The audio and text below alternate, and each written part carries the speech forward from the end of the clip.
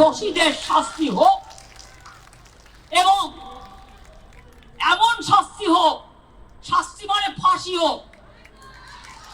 আমরা রাজ্য সরকার ফাঁসির পক্ষে থাকবেন। এআই ধরুন আমি গেলাম না, আমি বললাম না, কিন্তু পুরোপুরি আমার ছবি দেখিয়ে আমার গলার স্বর নকল করে নানা রকম কথা বলতে পারে।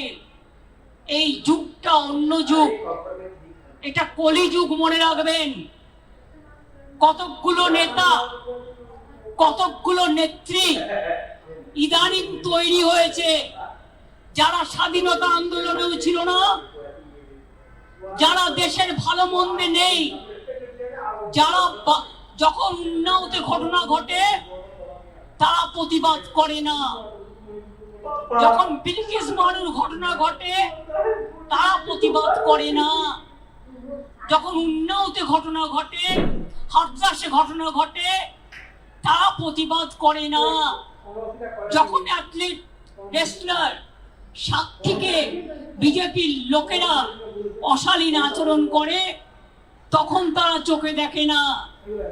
এমনকি আমাদের রাজার ভবনে যখন তার আন্ডারে কর্মরত মহিলা শ্রমিক, মহিলা কর্মচারী নির্যাতিত হয় তখনও তারা চোখে দেখে না, রাস্তায় নামে না, একটা কথা বলে না। আর আজকে একটা দুর্ভাগ্যজনক ঘটনা ঘটেছে, বেদনাদায়ক ঘটনা ঘটেছে, মর্মান্তিক ঘটনা ঘটেছে। এটা আমরা কেউ সমর্থন করি না। প্রথম দিন ডে ওয়ান থেকে আমি বলে আসছি, দোষীদের শাস্তি হোক এবং এমন শাস্তি হোক, শাস্তি মানে ফাঁসি হোক। আমরা রাজ্য সরকার ফাঁসির পক্ষে। আমাদের পুলিশ যে তদন্ত শুরু করেছিল, আমি গিয়েছিলাম ওদের বাড়ি কবে? সোমবার। ঘটনা ঘটেছে কবে? শুক্রবার। আমি তখন ঝাড়গ্রামে ছিলাম। আপনাদের বুঝিয়ে বলি ব্যাপারটা।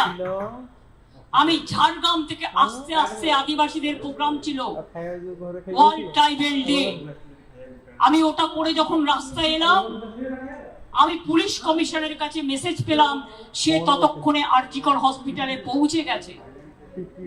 সে আমাকে ঘটনার বিবরণ দিল এবং তৎক্ষণাৎ তার বাবা মার সাথে আমাকে কথা বলিয়ে দিল।